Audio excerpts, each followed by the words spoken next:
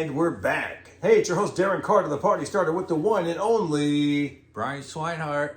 All right, buddy. How you feeling? Oh, I feel great, man. You know, I feel amazing. Everything's good. I'm doing well. I'm here hanging out with you in the Brea Improv in the green room before the show. That's right. So I guess that's a victory for today. And that's how I'm feeling. That's right, man. You gotta have those victories every day at a time. Every day is a victory. Oh, this is so cool. We're at the Hollywood Improv. I'm sorry, we're at the Brea Improv. But over my shoulder, Yep. for those of you that are watching the video of it, probably on Brian's channel, I see Robin Williams and Bud Friedman. That's pretty cool. Yeah. So, Brian, you left Los Angeles 4 years ago, and this is your first time back in LA as a comedian to do shows, to kind of see your old friends. What were you expecting, and what did you see? Well, you know, in my opinion, Darren, you're trying to keep me calm on this show. You don't want me to get too riled up and get you canceled from all the people who don't know you got a show anyways. Yeah, exactly. Like the people who know you know if you're friend with me, then whatever. But by the way, guys, he did the very first podcast with me. This is episode 1. We did a gratitude list, and then this is episode, I want to say 294, 295, something like that. And this is the anti-gratitude list episode after going through everything. Name 5 things that anger you. We'll go back and forth. Fauci. We knew that was Damn, coming. that was off the tip of your tongue. You know? Yeah, Fauci. Yeah, that's the other F word, right? Yeah, that's the main F word. Yeah, oh, that's damn, the worst F it's word. replaced the 4-letter one for the Yes. 5-letter one. Yeah, so I left during all that when it got crazy here in California, and I said I'm out of here. It was pissing me off too much, and I didn't like any of the rules or regulations or mandates that they were having.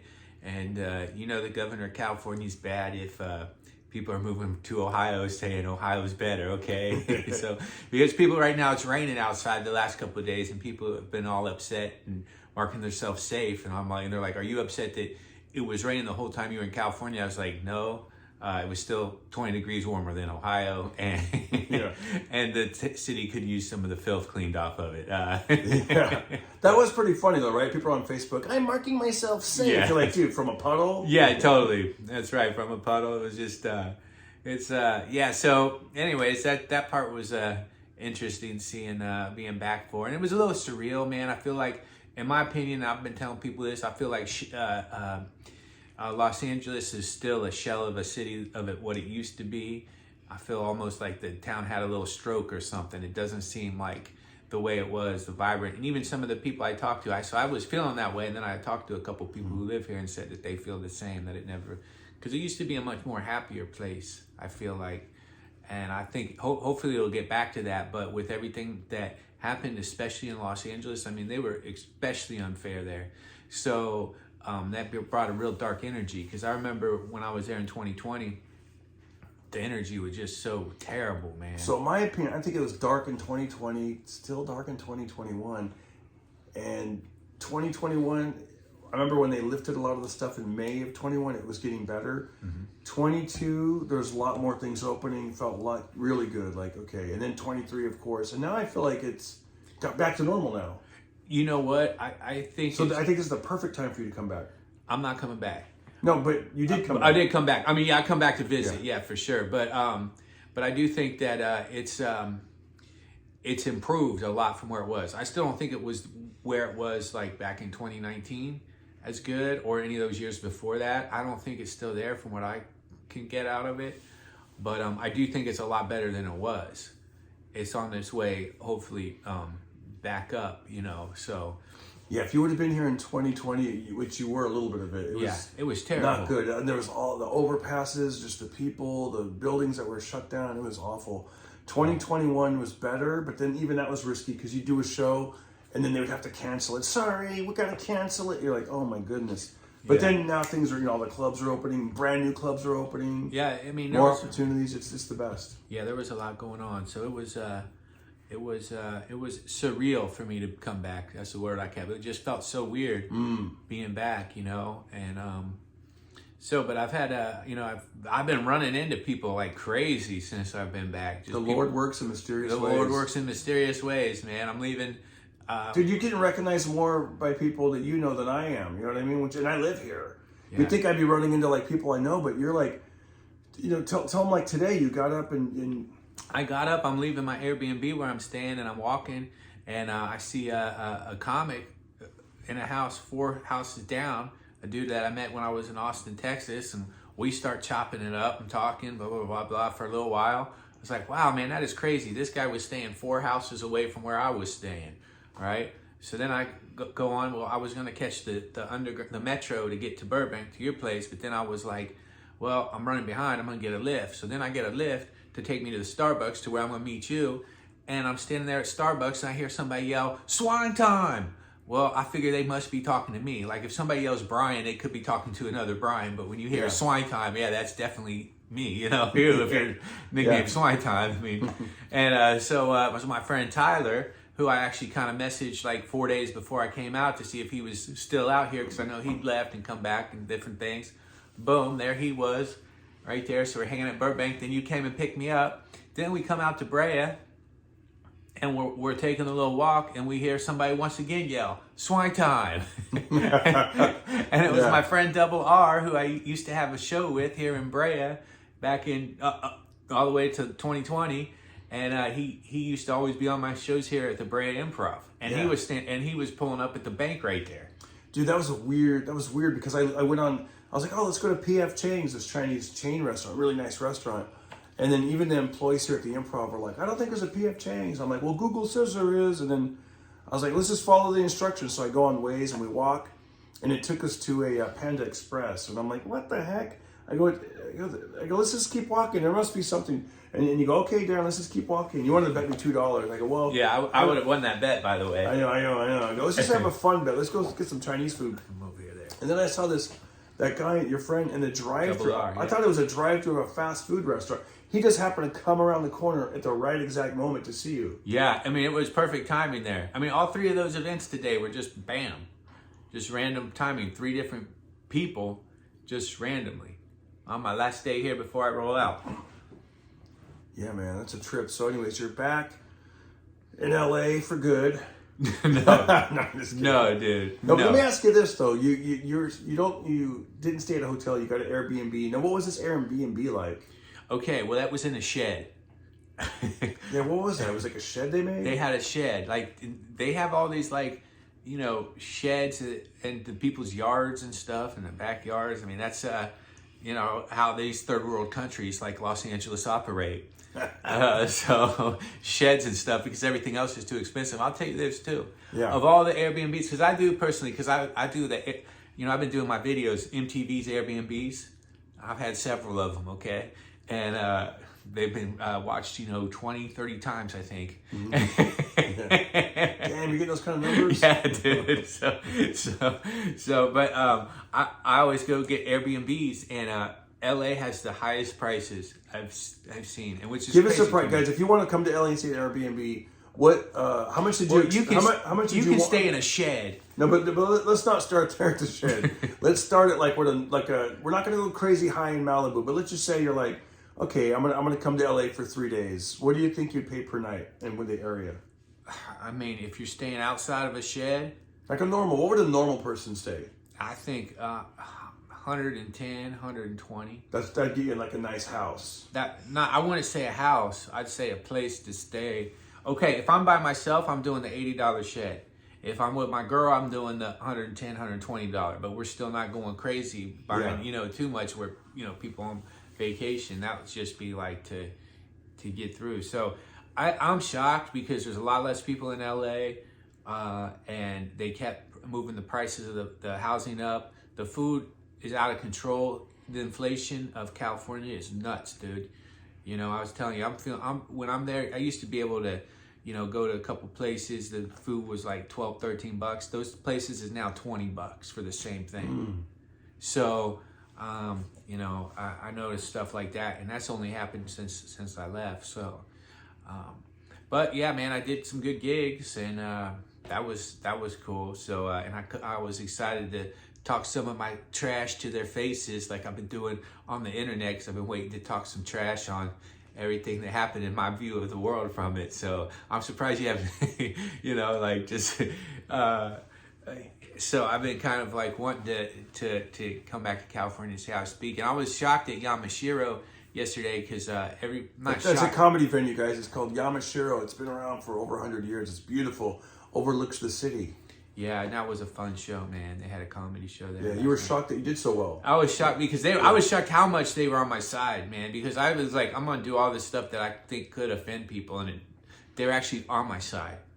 I think what it is like the internet. People go there to fight. That's the idea, you know. Like they want to see someone. You'll always find these trolls. They want to get in arguments. But a comedy show, they go there to laugh, and you've learned to present your ideas in a comical way, just like. We saw the great Godfrey the other night. The guy was a master comedian. He was so good. He was saying a lot. Some of the sort of viewpoints you have. Yeah. And he's making you laugh and just, I mean, he's doing some stuff that if you look at it on a piece of paper, it's pretty dark, you know, but the way he would do it, you know. Yeah, if you were reading that, it'd be dark. It'd be like, whoa, you know. But, yeah, and plus, you know, when I'm saying my stuff on stage, you know. He smiles a lot, and you do too. Yeah. You say it with a smile and a laugh, then people, like, they know to laugh, you know. Yeah, and plus I've been working on my double leg takedown, so, you know. Dude, you did a whole thing. I don't want to get in trouble here, but you did some controversial stuff last night, and there was a... Get in trouble by who? I don't want my stuff to get yanked off any kind of platform. And, yeah. Which platform would they yank it off of? Wherever this will go out. No, I disagree with them if they're going to do that, man. Well, you put it on your platform. Oh, it's definitely going on my platform, and if they pull this off, they're a bunch of commies. Okay? Here's what's good about you. You don't speak clearly, so I think the AI doesn't understand what you're saying. Bunch of gummies. It's a bunch commies. of gummies. Oh, God. Yeah. You can't be afraid of these words, Darren. Who cares? Yeah. There's this guy named Tim Pool. You heard of Tim Pool? Oh, yeah, dude. So, yeah, I guess he got he got mad at his guest because the guy, well, I mean, I'm not getting mad at you, but he flew, you know, he's flying people out. He's putting them in hotels, paying them money. And he told this guy, please don't do this, this, and this. And then the guy said all this stuff, and then he had to, like, stop the podcast. But we're talking thousands of dollars are at stake. This isn't happening in this situation, but when I say take it down, like these things can get flagged and stuff. Well, that's bull crap. Thank you for saying that. He's very considerate. He didn't say the full word. Exactly. Yeah, that is bullcrap. You see, I censored myself for it. Thank you. Yeah, they should be allowed to say what they got to say. I mean, so usually if they're trying to stop you from saying something, it's probably because it's true. Interesting. Yeah, because look at all the lies that they told us, and and anybody with half of a brain could see these lies coming from forever away. I mean, remember when they were saying about the... Yep, I do. Okay. I sure do. Whatever you're about to say, I'm just going to agree with you and keep it moving. Keep it moving. Yeah. Man, I'm putting... Darren, it's a risk. I mean, you're putting your whole Pocket Party podcast on the line here. Oh, my gosh. It's so funny. The world is crazy. I'm going to drink some water. Yeah. Like that comedian Shane Gillis, he did a podcast. Yeah. You know, they did some jokes about whatever, and then he got an opportunity to be on SNL, right? Yep. And then they some people dug up those episodes. Oh, look at he did these jokes. He's about, and then he got fired. But then he just went on and kept doing his stand up, kept getting love, kept performing on the, you know, of course with the help of like Joe Rogan and other big people that put him out, you know, Bill Maher, etc. Bigger. Yeah, and they put him out there. I think Bill Maher, I'm not sure, but no, I don't think Bill Maher. It could have been. Well, oh yeah. Bill Maher has everybody on, you know. There's a great Kid Rock episode you should check out. I already checked it out, but let's stop plugging Bill Maher. You know I ain't a fan of Bill Maher. You wanted to fight him once for charity. I definitely would fight Bill Maher. Yeah, for charity. Charity. That's a stripper that we know. Yeah. So I remember like, and then so listen, you would think that'd be the worst of your life, right? You get the opportunity for SNL, then you get fired before you even start. Yeah, that's not Cut cool. to however long it's been, 4 years later or whatever.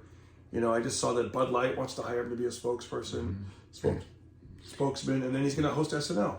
Yeah, Bud Light's trying to save himself, but I still remember what they did with Dylan Mulvaney, so I'm still not going to start drinking Bud Light, just to let you know. No amount of money would change your mind.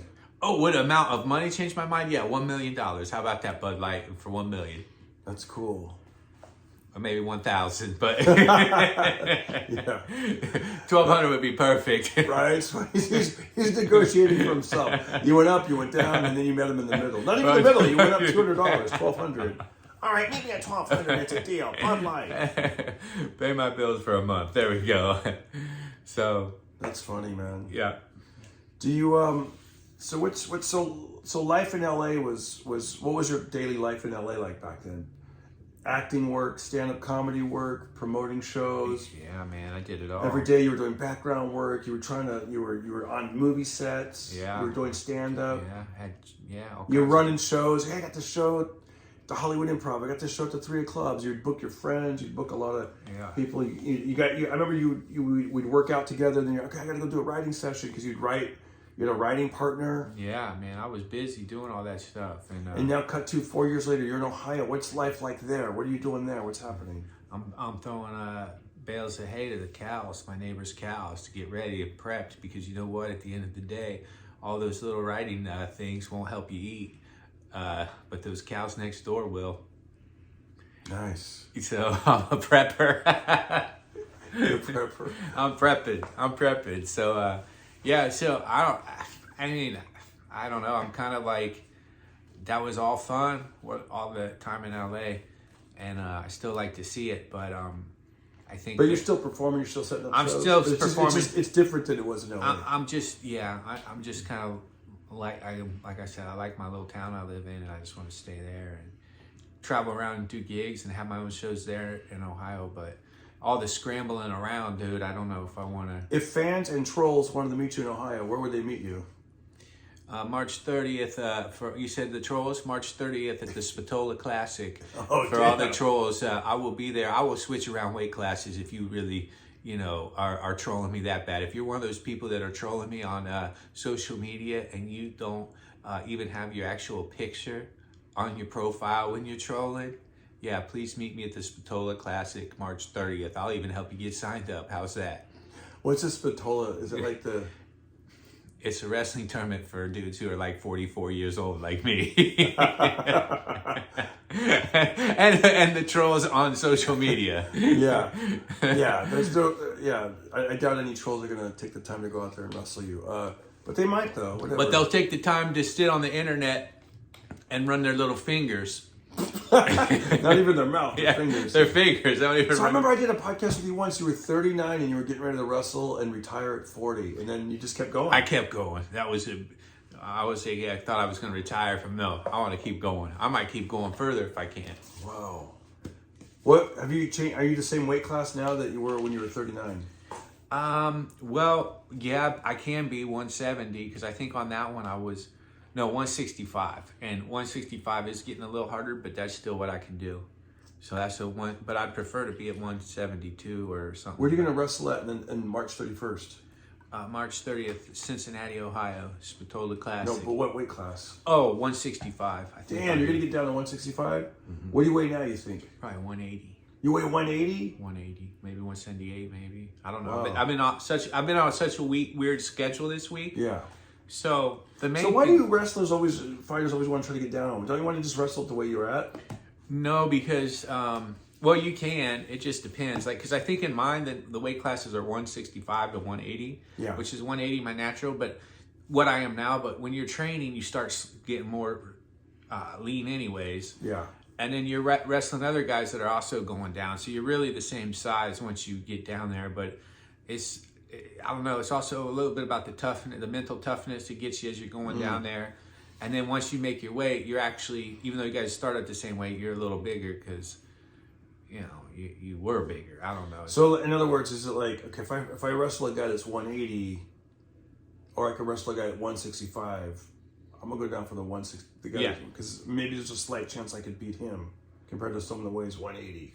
Yeah, you're just going for lesser weight. You're going for somebody who doesn't weigh as much. So you think that because the weight makes a difference. But but you can wrestle your own size too. It doesn't really. I don't know. That's just what we do. I don't know. That's how we trained. What if you're so tough you didn't care about that? You're like, I don't give a shit. Well, I knew somebody like that. Really? Yeah, Olympic champion Doug Blueball. Oh, he's like, I ain't dropping no weight. I ain't no 1960 Olympic champion. He just wrestled at wherever he weighed at. He was bad, dude. He was a bad man. Wow. Bad man. Damn. When are wrestlers in their prime? Like the top level, like professional, like wrestlers, like that level? So that would probably be Olympic wrestlers. And Age group. I'd say 24, maybe 22, 24 to 32, 34. Like, I think that window, because even though some of the older guys some guys start dropping in their 30s, there's still the guys that can still, in their 30s, still do well, and they got a little bit of experience, you know? Dude, I was walking to the park the other day. I had my car worked on, and the guy goes, "Yeah, just check back in a couple hours." I'm like, "All right." So I went for a walk and went and got a breakfast burrito, and it was really good because I heard about this breakfast burrito place. Yeah, which one? It was it's called the Corner Cottage. It's in Burbank. And how much was the burrito? $7.25. Okay, not bad. I think burritos should cost $6, but $7.25 is better. Yeah. Some of the places here in LA were selling them for $12. That's just too much money. Yeah, this one was on the cheaper side. It wasn't that good, and I think the reason it gets high marks is because of the price. The price, that gives me high marks if it's a good price. Because if it's a more expensive, man, that thing better be humongous. Yeah. And a lot of times at expensive restaurants, the items are small. I don't know how that makes sense. Oh, this is more like a working man's like hey, you know, I like that. Like people are like, we're gonna go get like 12 burritos and take them to the shop. It was that kind of vibe. That's what I like. Yeah, I didn't know that. I went there and I was like, I remember eating it, going, I'm thinking to myself, oh man, I already said the name of the place, but whatever, guys. I'm being honest here.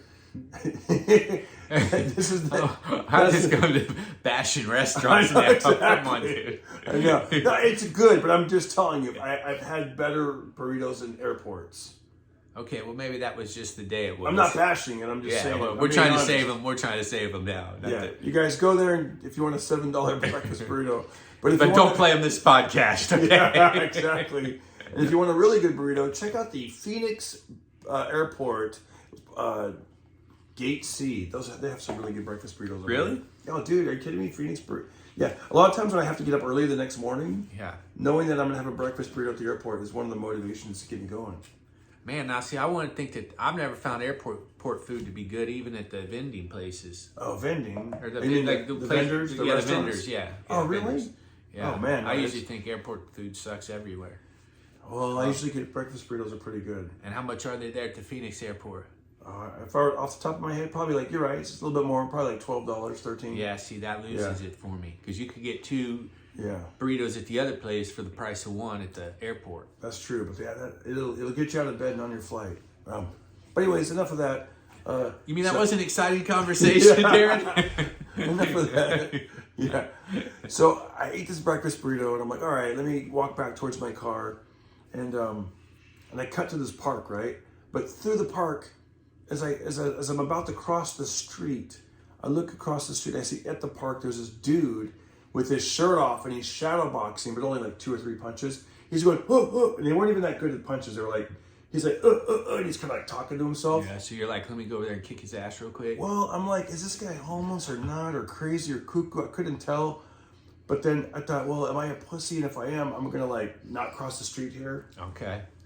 And so it was stupid. Like in my own mind, I'm like, what would you do? Would you avoid that guy and just go down a block, or would you say, you know what, I'm gonna cross the street. I'm not letting this weirdo like intimidate me. He wasn't doing it towards me. He was just he was shadow boxing, just no one, but he was shadow boxing just in the air. But you're gonna walk towards him, and he may say something to you. Well, then I'd knock him out real quick so he can learn a little of a lesson. You know, learn to move his hands faster and stuff like that. What if you just had a breakfast burrito? We're on your way to the bathroom.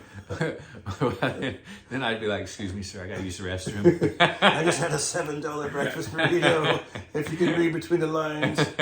So yeah, I was walking. I don't know what I do. The walk thing turned. So I crossed the street. I'm walking toward him to cross the street, and then I start to turn because I'm following the path of the sidewalk, and then he yells out at me. He goes, "Sir, would you like to challenge me in a fair boxing match? We'll box until the loser hits the ground." This is what he said to you? Yeah, 100%. Would you like to challenge me to a fair boxing match? Well, first off, you have to challenge him. Right now, he's challenging you. Yeah, that's true. Right? So you'd have to say, you'd have to be flipped around. You'd have to be telling him, hey, do you want to fight me in a fair boxing match? Till the loser hits the ground. Till the loser hits the ground. So he's throwing out the challenge. So what do you think you would do in that situation? Probably just, knock him out with one quick punch to the face. He was still far enough away. It wasn't like you'd have to like stop because I was walking. I'm just kidding. I wouldn't really. Yeah. Because I don't know. I couldn't. Yeah, because it was as I was walking toward, but he didn't say it until I started walking kind of away from him, like to get my attention, sir. No, I'd probably just keep rolling, man. You know, just keep walking. What's he gonna do? Dude, that's what I did. I ignored him. Yeah. I ignored him. I didn't even acknowledge him. I just kept walking. Yeah. And then I used the restroom, and then after I don't know. I mean, your other option would have been to take your flashlight and flash it into the sides. Dude, it was daytime though. It was daytime. Oh shoot! I know. Not enough power. It's my superpower doesn't work during the day. Yeah. No, so I went to You're like a vampire. So I started shadow boxing, you know, in the bathroom. And after I got a nice sweat going, I went back and that pussy took off. No, I'm just kidding. He wasn't even there. No, I just kept walking. I ignored him. I didn't even acknowledge him. I think that's the best thing. That's the best thing. But I did notice. I will say this: before I walked over there, I thought I did kind of size up his shadow boxing, and he didn't look that good. He probably wasn't. But you don't want to be fighting strangers, you know. Yeah, because you don't know. Yeah. What else he has, and he could be just acting like he doesn't have good boxing skills, so that you're like, ooh, easy victory, and then really he does have good boxing skills. You know, that's what I do to people all the time. You shadow box in parks poorly. Yeah. Just with poor form, start chicken winging your punches, never blocking your face, sticking your neck punching out my own self in the head, sticking your neck out like a giraffe. Would you like to challenge me to a fair boxing match? But I was thinking I wouldn't want to challenge him to anything like a foot race. Let's have a jumping contest. I just didn't feel very like doing. I'd like to challenge him to a shower. Ew. We'd have to take a shower. I challenge you to take a shower. Oh, I thought you not were do this. Come on, dude. Me and you, let's hit the showers. No, I challenge you to take a shower is what I should have said. Well, he didn't look, it wasn't that kind of homeless guy. He was more, his shirt was off too, by the way. Okay, was he tough or not? Did he look athletic or did he look not athletic? I would say sort of athletic. Short of athletic, okay. Yeah, enough to where I was like, I wasn't going to challenge him to a fair boxing match. But you were like, he's not that athletic. He could, you'd have a chance maybe. I mean, anytime a crazy person challenges you a boxing match in public at a park, I mean, is this guy There's like, not a lot of chance for victory. Well, right. Nothing's going to end up good. Yeah, and how fair is this boxing match going to be? You know? Yeah, and who else is there any other people there? Yeah, on like his side. Yeah, I know, hiding and stuff, but yeah, it was weird. I told my wife about it, and she's like, "Man, I'd rather just go to the park and exercise, like the public, you know, like the big parks, rather than like just some neighborhood park." Yeah, well, that's LA not taking care of the neighborhood parks. Yeah, that's your taxpayer money going to waste. That's your taxpayer money getting sent to wars on other countries to fund these other countries' wars. And meanwhile, on Darren's own street, he has to protect himself against the guy who wants a fair boxing match in the middle of a day. Middle of the day, dude. Meanwhile, our tax money's going overseas. What do you think about that? No opinion. Okay. Anyway, no, of course, who likes that? Nobody likes that. I don't like that. Yeah, I think it's terrible, man. Man, you'd be a great politician. No opinion. No opinion. Dude, it's funny. I did a video. I said, I'll just tell you what I said. I go, you know, for my comedy, I go, I like my women like I like mine. Because I'm not political at all. I go, I like my women like I like mine. And then some guy yelled out, Donald Trump. And I was like, I didn't say anything, right? So I was just like, I go, I'm not political. Let's keep it moving. But then I thought, you know, I'm kind of curious. I was like, I go, guys, let me ask you a question. I go, clap if you're going to vote for Joe Biden. And nobody clapped. Well, that makes sense. But I will say it was in a certain part. It was in Simi Valley, which is California. It is California. But I was thinking they're probably a little bit more, you know, skewed towards. So I go, clap if you're going to vote for Donald Trump. And about 70% of the people were like, yeah, woo, yeah. And then I made some jokes, whatever, just to kind of, you know, like keep it neutral. But the best part was somebody in the back yelled out, we're going to vote for Darren Carter. And then everybody like cheered and it was like funny. It was like a way out of it. I thought that's kind of a cool moment. Yeah, like, that's cool. I said, you know what? It was comedic, nothing crazy. I didn't say anything. I just did the poll. And I put it out there on YouTube and Instagram and everywhere. And then I noticed, just like you would expect, people start fighting in the comment section. Good. You know? Good. Let them waste their time. That's excellent, Darren. Here you go. You brought something positive to the world by telling jokes. And here these people are on the internet just going fighting over it. You know? And Well, I think that probably, a lot of computer bots from Joe Biden's side are fighting over it with regular people. I think that there's a lot of fake profiles being used for sloppy, sleepy, creepy, and his regime, and those computer bots are out there doing it on Joe Biden's spot. But the Trumpers might actually be sitting behind that computer board, getting tricked into it, and going into war with these computer bots. It's crazy, man. I wonder, were they even talking like this in the 90s? They weren't, huh? Nobody was really... The world was a better place because there was less technology, or at least it appeared to be, But the news... Like, I used to not even know really who... I think I knew the president and the vice president and maybe the Speaker of the House. Yeah. And that was it. And now you start to kind of... You hear these... I got to, be honest, like, during 2020 is when you started realizing, like, the power of governors, because certain governors could lock a state down and others were a little bit more loose, and Yeah, dude, it was 2020. Everybody started figuring out who everybody was and what everyone's doing, because a lot of people are never going to let what just happened ever happen again. But we were asleep at the wheel, and that's why they were able to get on with us like that. So we got to be awake, not woke, awake, driving with our eyes open, and seeing who's trying to do what, because there's definitely a lot changing. Even today, I showed you that video of that. Oh, I forget the name of it. It's the thing with the goggles. Apple put the Apple Vision. That looks just stupid. It looks like that could be the future of what's happening. Well, that for some people it will be, and they'll try to push it on everybody, just like they push the cell phones on everybody, just like they push the QR codes on people when they go to restaurants. See, I don't like going to a restaurant where there's a QR code instead of a menu. All this technology stuff, man. Enough is enough. And then in LA, Do you feel like this is what... I'm sorry. In LA, go ahead. Well, they got all those damn robot things running around with the food, like Uber Eats and stuff, with robots delivering the food to people. And they look like little electric robot dogs. Yeah, electric robots. How do you feel about those things? Oh, it's stupid. It's trash. I don't like it at all. Yeah, I was going to say, I think this might be something that's always happened whenever there's technology, right? Some people will fight against it. Like the telegraph, right? There was a telegraph, and then there was the Pony Express, and it was for like a month, and it was like for a year and a half. It was 18 months.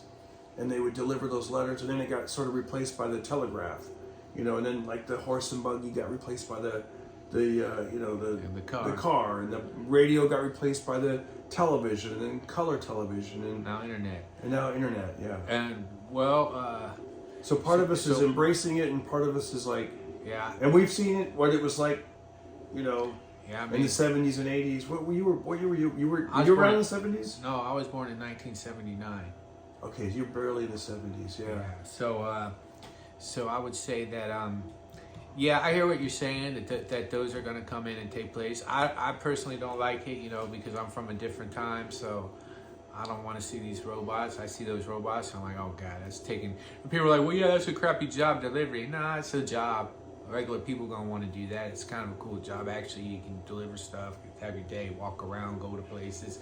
Now that's coming in to take over. You know what's weird is you don't like those robot delivery things, right? Right. There's a guy that Tarun said Tarun goes, everyone's so angry these days. He's a buddy of ours, Tarun Shetty. He goes, everyone's so angry these days. He goes, I was just walking randomly down the street, and this guy, random stranger, saw one of those things, and he kicked it. But that guy somehow was blaming Donald Trump on those things. That guy goes, this is like Trump, it's everywhere. And he kicked it. And so it's weird. I feel like you're probably for Trump.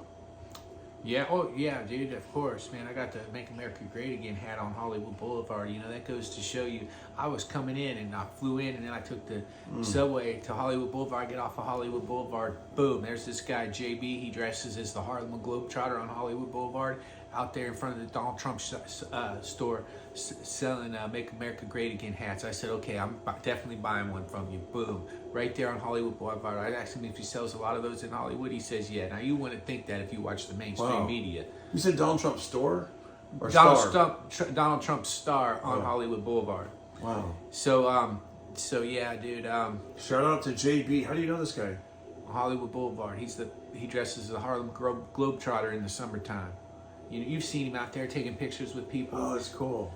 Yeah. I haven't seen them out there, but yeah. Oh, you must not be driving by there enough. I will, because there's going to be a new comedy club at Hollywood Highland. But Yeah, what I'm saying you'll see is, him there. You can pass the ball what I'm around with saying, him. there's some random stranger that was like angry, and he kicked that robot, and he goes, and he was like, he's like, that reminds me of Trump. Ah. Well, and then man, he's watching too much CNN. And then you don't like the thing, and you're like, that reminds me of Biden. Well, it doesn't remind me of Biden. It reminds me more of the fact that I think that there's a movement to replace people with robots, basically, and that's how I see it. Maybe you guys' hate can bring the two of you guys together. I don't hate know for these robots. I don't know who this guy is, but yeah, I mean, if he wants to disassemble them, sure, man. I mean, whatever it takes, and if he wants to keep kicking stuff, go for it, dude. Kick the robots. I mean, they'll probably make those robots mean, and then they'll just beat the crap out of humans. Oh, but yeah, those robots will meet you on March 30th at the. They'll show up at the Spatola Classic. There comes a bunch of robots. Boom.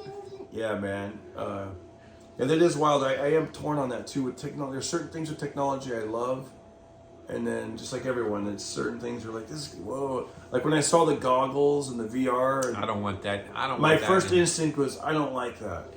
But then again, I was like, let me at least be open to find out what is it and what does it do and where is this taking us, Well, it's taking us ultimately to less freedom, because that's another thing that will be used to control people.